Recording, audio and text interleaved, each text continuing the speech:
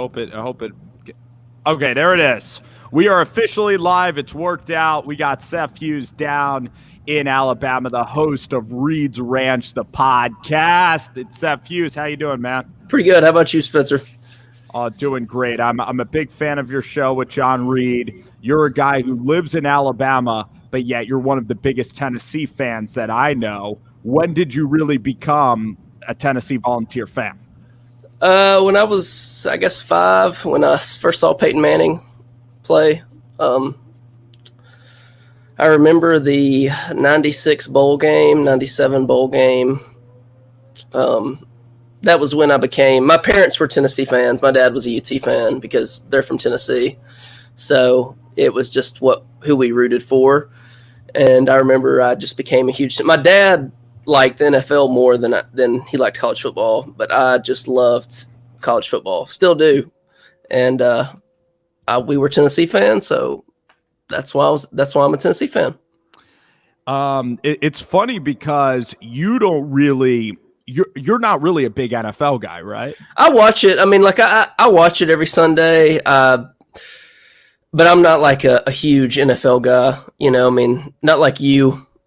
I mean, you love the NFL. Right here, the Giants. And if you come up to the Northeast, I mean, it's almost all Eagles. It's not a lot of college football. Yeah, maybe a couple Penn Staters, but if you're ever around New York, Bruce, you can attest to this. It's NFL country up here all the way. That's true. And again, we watch college football just to prepare for the draft, but here we're based in Philly, so obviously, crazy Eagles fans. We finally won a Super Bowl 2 years ago. But it's funny, this household, we've always been split because my wife is from New York, much like your situation there, where you're living in Alabama. But so 3/4 of the house are Giants fans here, and I'm the lone Eagles fan. House divided. Sure is. Yeah, we bully them all the time. No, but I don't know if you've ever met Eagles fans, Seth. They could be pretty ruthless. I've seen just videos on Twitter. They seem insane. They seem like a different breed of people than other NFL fans. Yeah, they're barely people. There's some NFL fan bases that I wouldn't want anything to do with, like the Raiders. And was it the Raiders and the 49ers a couple of years ago? They were stabbing people in the stadium. Like, that was bad. That's like barbaric. That's like Dodgers and like some of those fans. We still have the reputation for throwing snowballs at Santa Claus. That's 30 years ago. So I think that the national media likes to villainize us. Yeah, I think that, and also Philly fans, Seth, as you know, are just they're so impatient. And even with the 76ers, they love to complain about Brett Brown and Ben Simmons. That's all we love to do in this town. Yeah, they definitely seem to be they have a short leash. Eagles fans have a short leash. Very short leash, but Tennessee fans are pretty similar. Like you, we do. Garantano, I mean, you guys at Garantano kind of the same way. Yeah, I used to have a much longer leash. I really did when I was in college, and back before we had been through like 5 coaches, I did have a long leash. But after you fire about the third one, it's like you can tell quick. After about 20 games of head coaching, you can tell whether the guy's got it or not. And you can recognize bad from a mile away, right? Yeah, you can.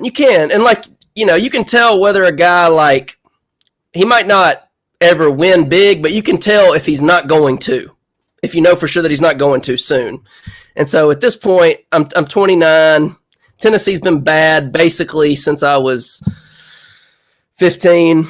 It's like, let's get on with it. If the guy's not any good, there's no point in waiting. Fire him. And even though it costs money to fire him, you're going to save money on the back end if you hire the right guy.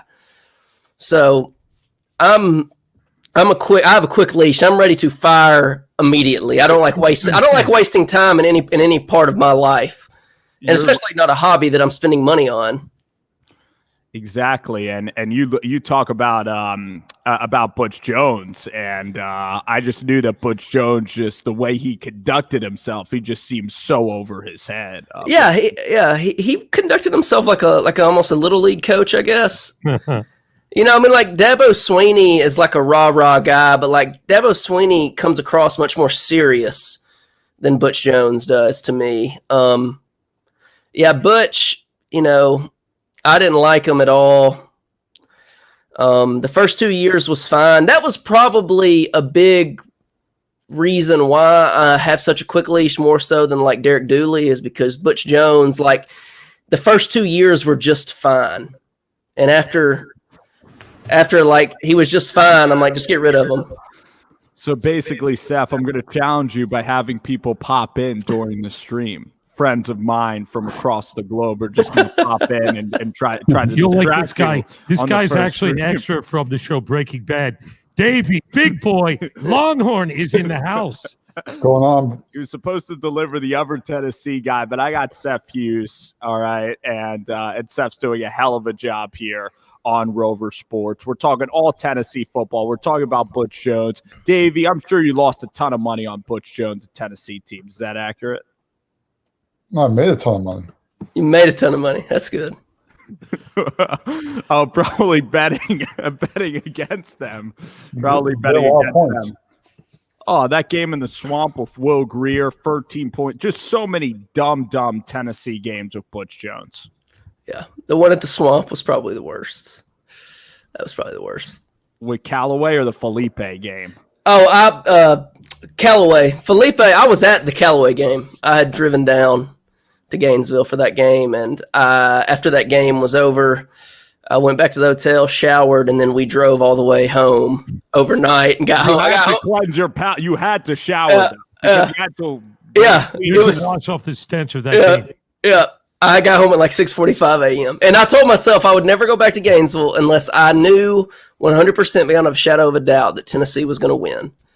And I haven't been back since, and I don't plan on going back anytime soon. And you know what? Gainesville, to even go back to the hotel in Gainesville, I hear the hotels are just brutally bad in Gainesville. It was bad. Like, this was like a mid-priced hotel we were at, and there was a cigarette butt in the bathroom floor. I mean, it was just gross. It's just not a nice place. You know what? We went to Ocean City, Maryland, not to disparage any of those people, but when we checked into the room, there's already a family living in there. That's when we knew that we might have been in the wrong town. Gainesville wasn't quite that bad, thankfully.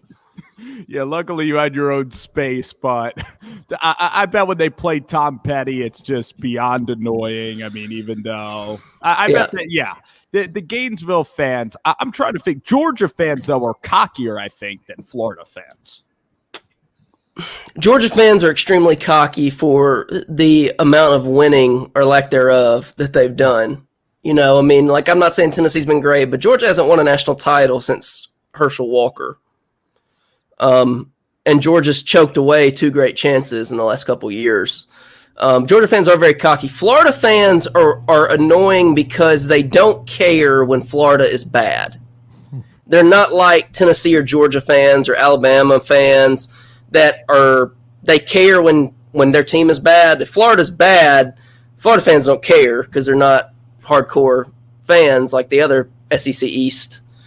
But when they're good, they're going to let you know they're good. Yeah, and that was even so frustrating is that they had Jim McElwain and nobody could still top them in the East. Like, they were starting Austin Appleby and McElwain. That's really when I started following the game. He was just an atrocious head coach. And yeah, is he still at Central Michigan? I think he is. I knew he got talked about going somewhere else this offseason, but I didn't think he did. Yeah, he just wouldn't recruit. He was just one of those guys, like, he just would not go recruit. I don't think he wanted to meet those people. You know, it was beneath him. Yeah, that's how he acted. He was kind of like Smales on Caddyshack, you know. That's what he reminded me of. Yeah, and he went on that boat. Yeah. He went on that boat.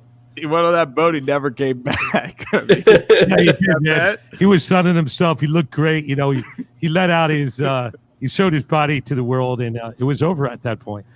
He just needs to go to Michigan.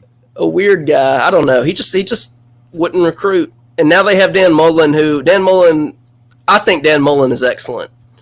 I think Dan Mullen is an excellent coach.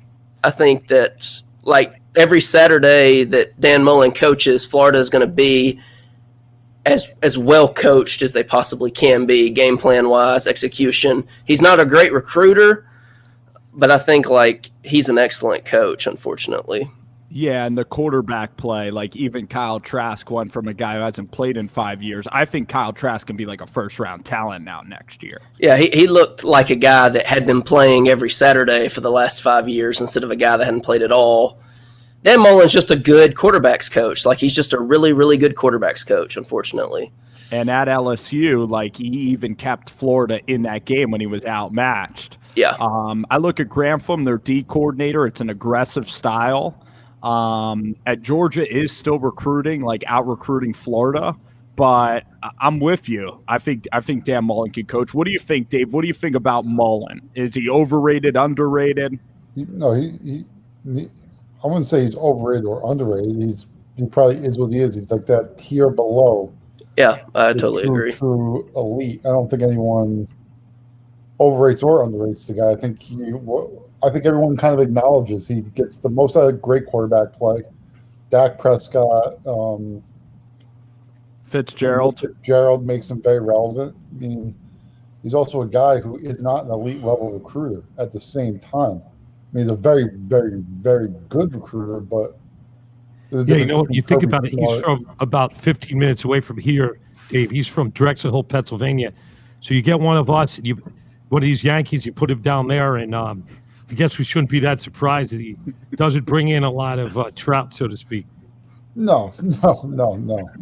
Well, I don't know how Mike Leach is, and there's one Yankee that was absolutely horrible, and that was Joe Moorhead. And he was a guy at Mississippi State. He was the talk of the town coming from Penn State. I mean, that offense, and he went to Mississippi State, and I am so excited to see Leach at Mississippi State. What about you, Seth? Are you excited to see Mike Leach? Do you think the aerial raid is going to work in the West? I'm afraid that it's like, I don't think it's going to work out. I think it will maybe not be completely ugly. I see a lot of mired in like 6-6 seasons. I wish he hadn't taken it, because I think some of the mystique and just general awe around Leach is going to dissipate, because there's no hiding in the SEC.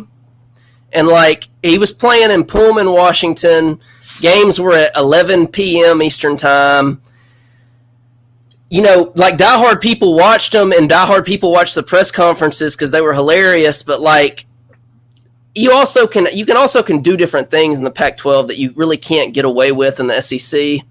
And I think, like, when he's playing LSU, Alabama, A&M, you know, just back-to-back weeks, it's just like, it's a hellscape in the SEC West. And I hope he does awesome. I just don't want people to think that, like, Mike Leach isn't an awesome coach if it ends poorly at Mississippi State and he doesn't do well. Well, that's why I want to see him get tested, Bruce, because I want to see him go to the gauntlet. Like, I want to see him try to prove his worth. Well, I think it's going to be tough, you know, because everybody knows his air raid. You know, everybody understands it. It's brilliant. But his defenses have always been subpar. And in Washington, it didn't matter. But you got a subpar defense, and you're in the SEC. You're going to get killed. It's going to be like Nebraska. You know, the other team scores 50 points. And it could be embarrassing for Mike Leach. But that would be a position I'd welcome, to see Leach to see him handle that. To see him handle that. The post-game press conferences would be great. I feel like he took the job because he didn't like the athletic director at Washington State. He was just trying to get out. Like, I don't know. Man, that's a hard place to win. Mississippi State is a hard place to win. But that's also why he has the leeway. Yeah. It is a good SEC job, because if you win 8 games, you're kind of a hero at Mississippi State. And I think that the fan base absolutely loves him. I mean, Dave, what do you think about Leach and the fit? It's a great fit, unbelievable fit, because Mississippi State, if you can't recruit the way that some of these other SEC type of schools do recruit, the air raid is the ultimate equalizer. It puts players into space. Though, yeah, they're probably never going to find that consistency of 10, 11 wins, obviously, but can they get to 8? Can they get to 9 wins? Possibly. Are they going to knock off someone probably every year because it's a quirky style of play? They're probably going to upset someone pretty big each year. And really, the reason Mike Leach takes the job is, I mean, let's call it like it is. You get paid a lot more money, you're going to take a job. I mean, he's getting paid a lot more money. He's a Mississippi guy. Remember, he started like Delta State and like those type of schools. Yeah, with Hal Mummy. Valdosta. Yeah, so he's coming home. He was with Hal Mummy. Mississippi State. He's a very fun person, and with the cowbells and the whole, I just think it's fun. And when he arrived there, he was a superstar. It was like the Beatles arriving in America. He was slapping everybody's hands, and I think that he's really excited. And having him and Lane Kiffin in the state. Lane's also, I think, a quirky, kind of interesting, charismatic guy, totally different. But I think it's just fun for the SEC to have these two characters in here. Definitely. You'd think that Lane is really charismatic, but Seth, you listen to Lane talk, and you've probably listened to a lot of press conferences. The guy's press conferences are drier than just about anything. He worked for Nick Saban for too long. That's it. So Nick Saban taught him how to act. Mm-hmm. I don't mean that as like a bad thing. Like, yeah, it sucks because the press conferences aren't as fun. But for him as a head coach, like Nick Saban, taught him how to act at press. To me, that's what it is. He was around Nick Saban for too long. Yeah, they're dry. They're very dry. And when you look at Butch Jones is just getting lower and lower in Alabama. I don't think he's ever going to make it out. Yeah, I think he's like the assistant janitor. I think he gets demoted at Alabama. He was going to get the Colorado State job, and the last second it got pulled because of the Title IX stuff from Tennessee. I think he's going to have to go lower than he wants to, kind of thing. FCS. Like he's going to go to FAU to be he's boning those babes that Lane Kiffin left behind. He's going to have to take a job like Mac or something. You got to work your way up from the basement sometimes. I think he's going to have to go back down, and he doesn't want to do that. Oh, but you look at Mike Leach and Lane, and I think Lane could really recruit to Oxford. And that's going to really be incredible. The Egg Bowl, the SEC West. And then you look at Sam Pittman. I mean, Seth, you're one of these guys who love Sam Pittman. I'm kind of the same way. I love Sam Pittman. I do. Like, because you could tell how much it meant to him to get that job. And Sam Pittman used to be a coach at Tennessee, and he was excellent. He was an excellent offensive line coach at UT. But, like, it really meant something to Sam Pittman to get that job. That's why I like him. Yeah. Yeah, Longhorns. What do you think about Arkansas? You just said for Chad Morris that was like almost like an impossible gig. It's an impossible gig for anyone right now. They're going to still be bad. They're going to be bad for at least 2 years now. Unless there's a grad transfer walking through that door at quarterback, they're going to be bad for the next 2 years at least. I mean, the one they at least have Kendall Briles, right? I mean, that was a big coup, I thought, for Kendall Briles doesn't run up and down the field on Saturday. No. But they did get Pittman took less money to be able to go get a good staff, and he got Briles and Odom. Exactly. And I don't think Felipe Franks is very good, but he's better than what they had at quarterback. Yeah. Well, Dave, tell Seth what I said last year about Nick Starkel. He thought he was the best quarterback in America. He told me that Arkansas was winning the SEC West. I said they were going 8-4, and I said that Starkel's my guy. The prediction has gotten lesser and lesser over time. Who was that? They rotated Starkel, and who was that other guy? Hicks. And then they started throwing in Jerry Jones' grandson at the end of the season. Yeah, Ben Hicks and John Steven, little 5'10" quarterback.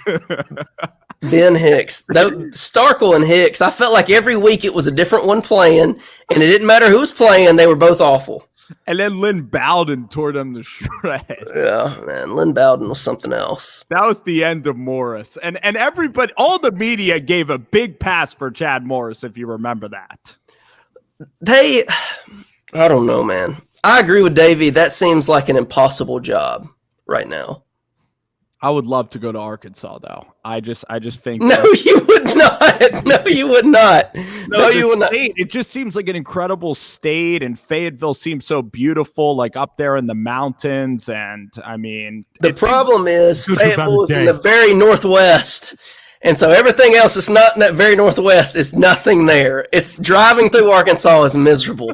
Well, you have Walmart. You have Walmart. Little Rock, you got Walmart. You got Walmart in Camden. You have Kayak. You have the Ozarks. I mean, Ozarks is coming back on Netflix. You got Hot Springs. Oh, yeah. Let's to Arkansas. Don't worry about it. the horse racing in Arkansas. I think Arkansas is going to be a great place. So we'll see. go We'll see. there. David can make money. David can make money in any horse track, right, Dave? I mean, yeah, but I mean, Spencer, just go to Arkansas and live there for a year. Go. He couldn't make it for a day. I could give him a ticket. He would never stay there. He romanticizes about places he's never been. I'm like Leach. I would love Arkansas. I'd love Wyoming. Just the great. Wyoming is awesome. Wyoming is send awesome. you to Wyoming. It's just cold. It's just cold. Yeah, I'm sure you've been skiing there or play golf there. I mean, where we went to Wyoming? We went to Jackson Hole for a little while. Then we drove into Idaho and went to Yellowstone and went up into Montana. Oh yeah, I'd rather be in Idaho than be in Seattle. Idaho was awesome. I'd rather be in the Idaho and Wyoming. Actually, we went to Montana. I thought it was great. The Big Sky, Montana. Riding horses, fly fishing, and that was fun. And we had a great golf course there that since closed. Yeah, you remember that place? Yeah, Spanish Peaks. Spanish Peaks used to be the only place. It was a ski resort in the winter, and it became a golf course in the summer. That's cool. And it was a great place for a time. Nice and remote, no cell phone service. It was kind of like these times. I really loved it. Yeah, I loved Montana a lot, and I liked Wyoming and Idaho. That was great. Arkansas, not great. Was Arkansas just dry and? Yeah, I used to have to. There. Yeah, there's nothing there. I used to have to go to Arkansas for work, and I would have to go to Camden, Arkansas. And so you drive through Camden, New Jersey. You would drive from Memphis to Little Rock and then go south, and they're just absolutely nothing. It's absolutely nothing. So Memphis is just incredible compared to Arkansas. Memphis is New York City. Beale Street. Yeah, I want to go to Memphis too, see a Grizzlies game. And Dave, you've been to Memphis, haven't you? I have been to Memphis. Coach Dash and boy, I mean, we could talk a little bit about this. Penny Hardaway talking crap to Rick Barnes. What do you think, Dave, about this Penny Hardaway Memphis versus Barnes rivalry? Memphis, Tennessee basketball. I mean, it's always been a rivalry. It kind of died off when Bruce Pearl left Tennessee or got kicked out of Tennessee, however you want to say it. It kind of died off, and I don't think Penny even believes what he's saying to Rick Barnes. I think he's just trying to start a necessary rivalry again. Trying to get the thing going. Entertain the people. I mean, it's always been a huge game. So I mean, I think it's good for the state. I think it's good for basketball. You have a couple really prominent high school programs out there, Hamilton Heights, a couple big ones in Tennessee. So yeah, it's definitely a good thing. Yeah, I love the rivalry, Seth, and it's just with Penny and his recruiting. I'm not sure though that Memphis over time. I'm not sure it's going to be a consistently good program. I have my doubts a little bit about Penny after this year. Yeah, I don't. Last year he did better than I thought he would. Last year they got towards the end of the season, they almost kind of got on the bubble, and then this year, like he talked all that trash to Barnes and he backed it up by beating Barnes in Knoxville without James Wiseman. I don't know. They had several injuries this year. It just seems hard to just build a team unless you're like Duke or Kentucky to build a team year after year just on high school recruits. Yeah. It just seems so fraught with danger when when one guy goes out, I don't know. So Dave, tell Seth, you're a Texas fan. Davey Longhorns, Texas fan. That's why we call him Dave Longhorns. Other than the fact you can't tell on the cam, but he's about 6'8". He's the tallest Jew here in the East. Even though he has Seton Hall season tickets, so somehow one of the only Jews to go to Seton Hall. But Dave, I didn't go to Seton Hall, buddy. Well, you have season tickets for Seton Hall basketball. I do. That's close. Most of the students don't go there. You go to every game. So, Dave, tell us about Barnes, man. Tell us about Texas basketball. You had Kevin Durant, Aldridge, all these guys. Just tell us about your fandom as a Rick Barnes in Texas.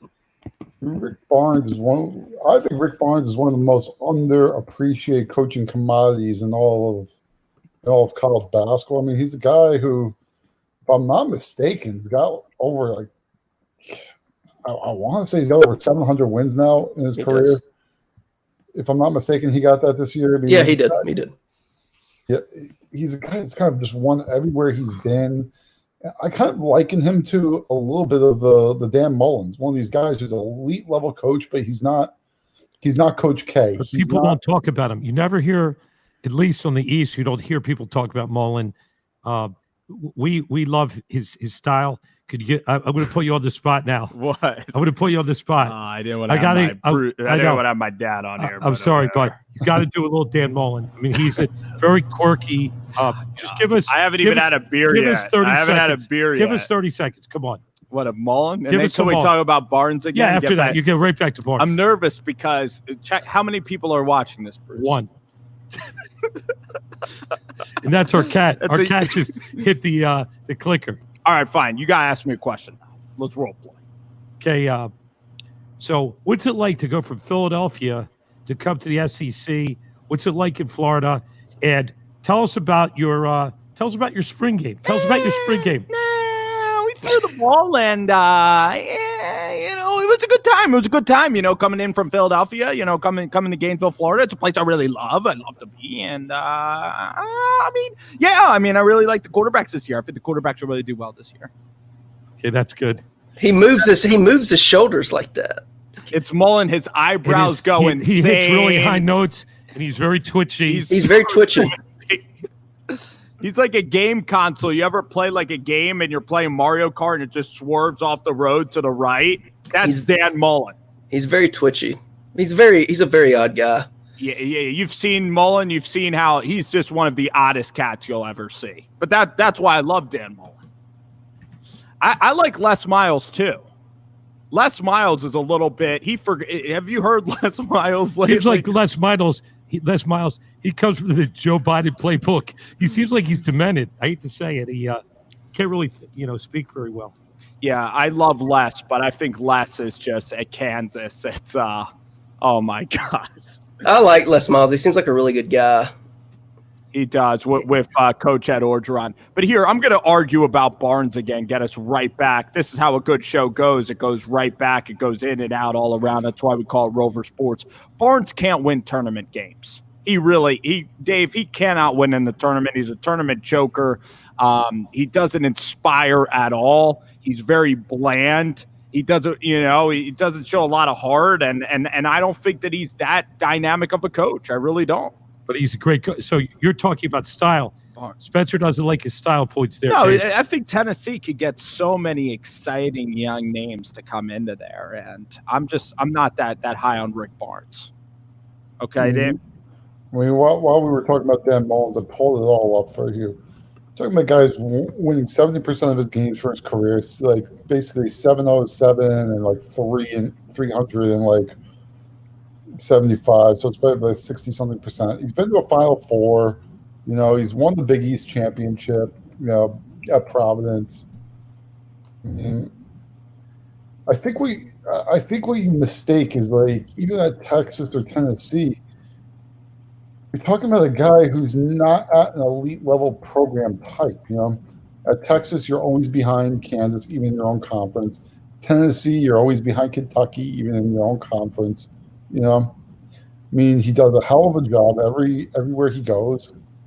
I think it's a little bit critical of the guy. Maybe he has one big, but to say he's uninspiring, Dave, I think that Tennessee should be competing with Kentucky in the SEC.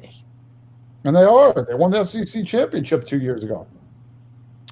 They did, but they also couldn't beat Auburn in the SEC championship. You had Grant Williams. You had the best team Tennessee's going to have. Yeah, but Auburn was a juggernaut last year, basically, until they ran to Virginia. Yeah, but they also, Seth, what did they almost lose to Iowa in the second round? Tennessee peaked too early last year. I think the stuff with Barnes would be different if he could beat Bruce Pearl. And he simply cannot. But here's reality, Spencer. Okay, at Tennessee, you're telling me all this great stuff. They should be better. show me the NBA talent. Where does it exist? I think he's getting the most out of what he has. Well, he had 3 draft picks last year. How many? 3. We had 3 NBA draft picks last year. I think Duke. And show me who's doing well in the NBA. I mean, you had 3 guys drafted in the NBA. You just asked me for NBA talent. Yeah. He answered your question. He came up with 3. You asked me. There's 4 guys that started last year that are on an NBA active roster as of right now. 4 guys. He made the Sweet 16. Again, I think that it would be totally different if he could simply beat Bruce Pearl, because Auburn was not good last year. They were the 4th. They came in 4th in the SEC. Now they caught fire the last 9 games, but he hasn't beaten Auburn since 2017. Jared Harper, and that was a good Auburn team. And when we won the SEC, we didn't really win it because we were the 2 seed in the SEC tournament, because he lost Auburn at home in January that year in 2018. I mean, again, if he could just beat Bruce Pearl, I think, because Tennessee hasn't won the SEC tournament since '78. Like, last year everybody would have been fine with the Sweet 16 if he had beaten Auburn in the SEC championship, because Tennessee fans desire the SEC tournament championship so badly, because we've never been able to win it. We've lost just heartbreaker after heartbreaker in the championship game in my life alone. Things would be different with him if he could beat Auburn, but yeah, he can't win in the tournament. He hasn't been able to win in the tournament in some time. Yeah, Dave, and that's why, like, at Texas, and I know the tournament's kind of a crapshoot, though, and a lot of good coaches would argue, Bruce, that the tournament is not a great reflector on you as a coach. They would look more at the regular season. Yeah, well, it's hard to say. You know, that's what's just missing the tournament, missing so much this year because of this virus and having to work at home. Just there's something we always look forward to. And March is really defined by this tournament. And but yeah, you're right. You know, here at Villanova, we have Jay Wright, and he's won 2 in the last 5 years. And you know, that really, when you win a tournament, it makes your reputation. But we're also fans of Creighton, and McDermott really hasn't got to a Sweet 16 either. So That's a good team, but they just can't seem to win in the tournament. I saw a preseason top 25 for next year that had Creighton top 5. I was surprised. I didn't know. I guess they return everybody. I mean, I don't really watch Big East basketball. Return everybody. Yeah, they have Mitch Ballack. You have you have Zagorowski, Tyshawn Alexander. I mean, it's a team now that finally plays defense. Creighton never used to play defense. So that's really what wins is defensive basketball. So, Seth, with the tournament coming up, other than the SEC, do you say you watch Big 12 then, or ACC, like other than the SEC for basketball? I don't really watch much college basketball outside of the SEC, which is a very poor product. It was this year anyway. But I'm a sucker for any SEC basketball game on Tuesday or Wednesday night, even if the Vols aren't playing. The SEC Network with Barry Booker. Andy Kennedy was my favorite. He took the UAB job, which good for him. I love Andy Kennedy. I didn't watch hardly any ACC basketball this year. They seemed like they were terrible. The SEC, Dave, I mean, it was tough to bet on this year. And I'm surprised that Howland isn't getting it rolling more at Mississippi State. I mean, I think Howland's a good coach. He's a very good coach. It's kind of, I think you fall into the Rick Barnes. I mean, you can only do so much at these type of schools. I mean, even on the fact check earlier, I mean, it's like Tennessee has one player from last year's team that was a 2 seed playing in the NBA right now. But these teams don't have as much talent as the next guy does, you know? Like Mississippi State probably has, what's it called, the one kid who got drafted by the Spurs, Witherspoon, you know, and he's in the G League. You know, these teams don't necessarily have, when you actually start looking at it, the NBA talent, you know, it's hard to recruit it. I think Mississippi State was much more talented than their record showed this year. I mean, Reggie Perry was first team All-SEC. Woodard is going to get drafted. The other Weatherspoon, Quandari's youngest brother, is good. They had the most, I mean, and then they have Abdul Addo or whatever his name is, the other 6'11" guy. Like, they should have been better than they were. I felt the same way about them last year when they got the 5 seed and lost to Liberty in the first round. They got ran by Liberty, if I remember correctly.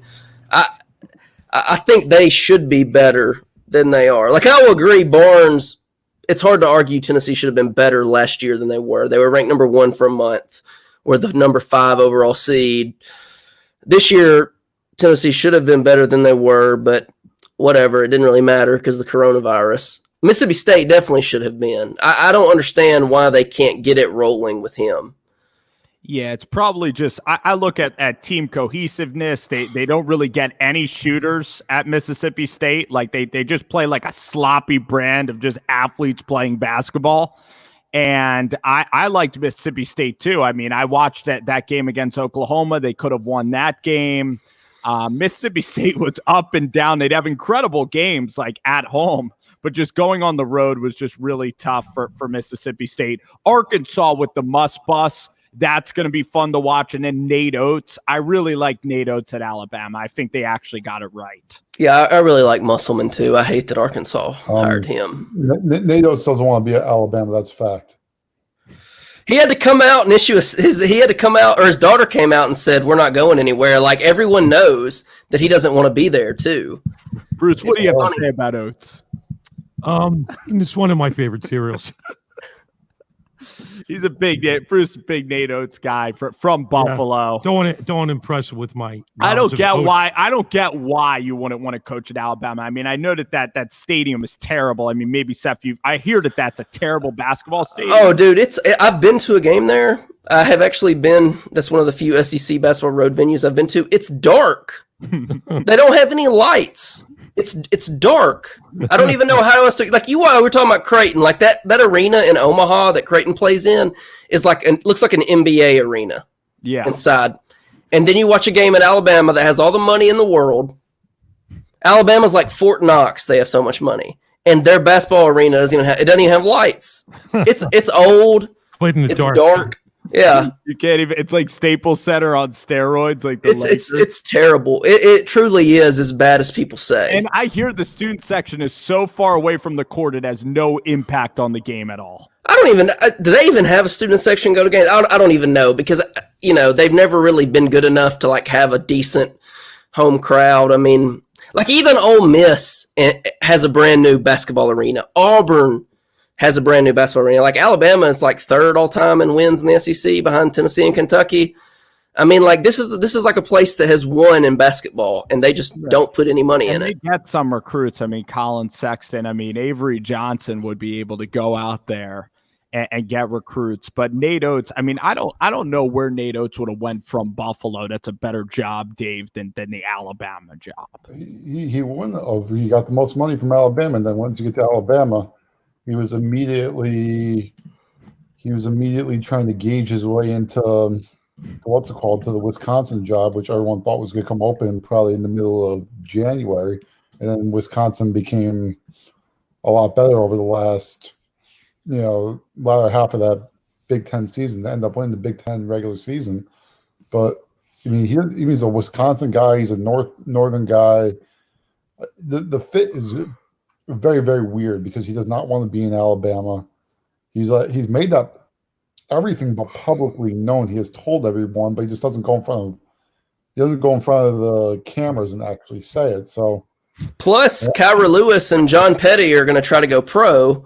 So his 2 best players are going to leave. Like, I mean, next year is going to be worse. He'd be an awesome fit at Wisconsin.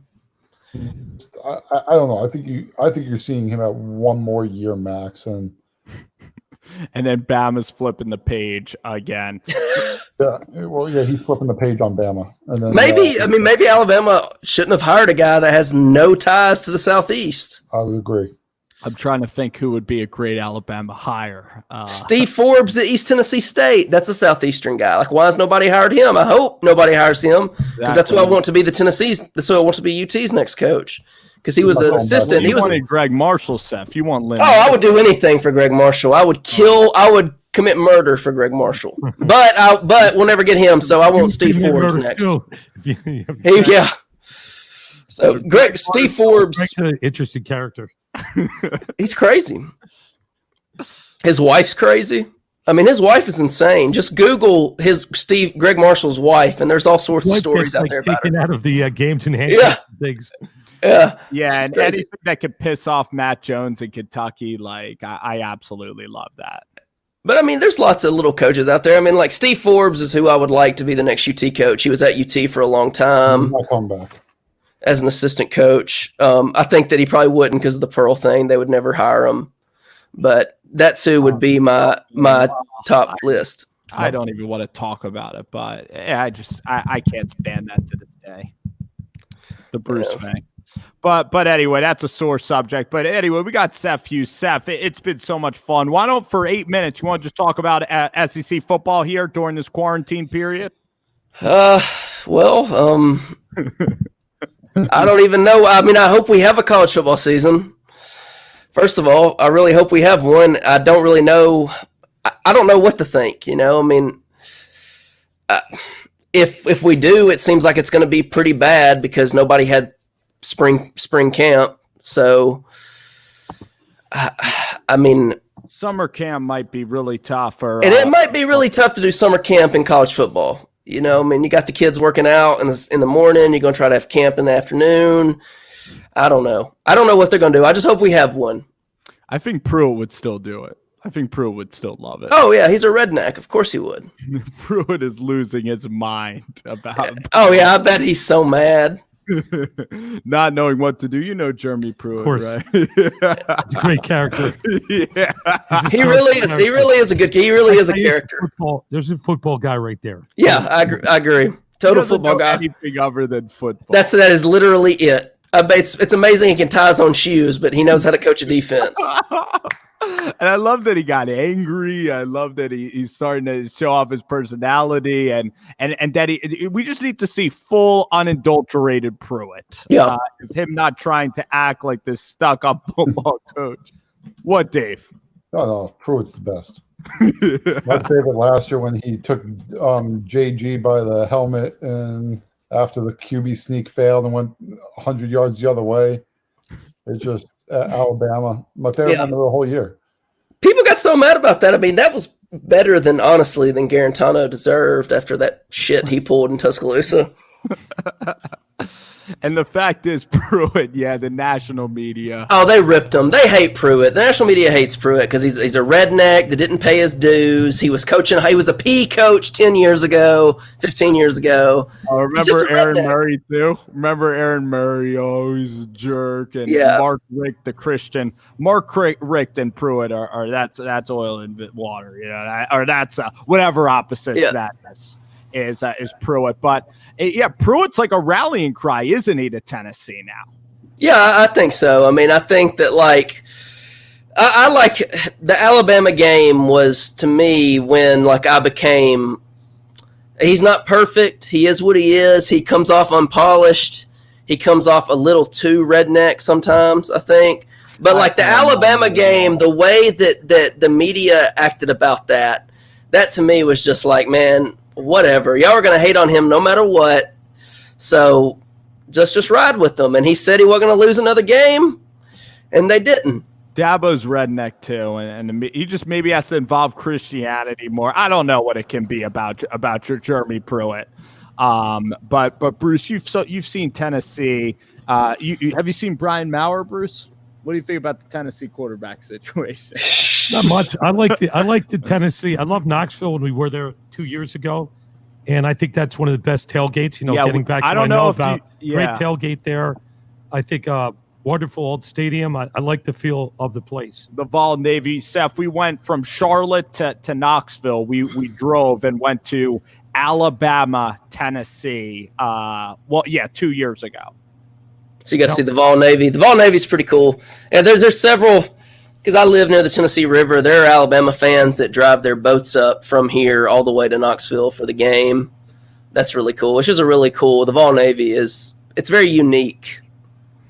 Yeah, and the stadium, I do love Neyland Stadium. And the concourse is fine, but I don't want to see them get too advanced anyway. Like, Yeah. I want Neyland to stay Neyland, and Dave, I can't stand the colleges that do the light show now. I don't like that light show at all. Like, even the Green Bay Packers doing it throws me off completely.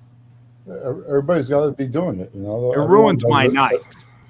Everyone does it. Everybody's cool. You know, I mean, Death Valley does it in Clemson. You know, everyone's light show has to be the best. Everybody, college basketball does a light show now. So the light shows are here to stay, Spencer, whether you like it or not.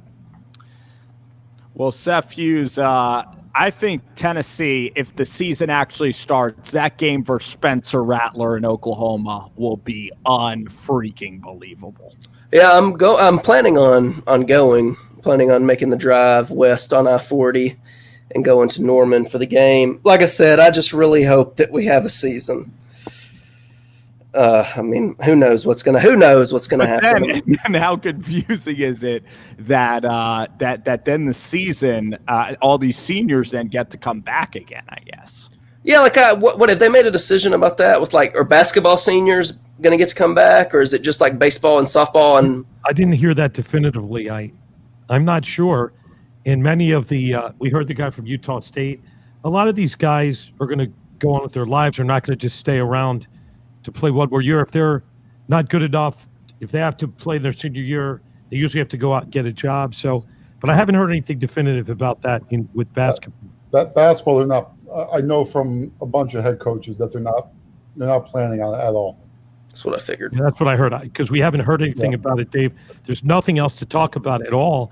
And if that was out there, we would have heard about it. And I know that I know that some coaches have made that like public, but I've talked to a few coaches because I'm dealing with getting some of my guys, because I deal with Division I basketball players, getting them recruited, and basically none of them are concerned about seniors staying, because the NCAA has made zero indication of that would even be acceptable.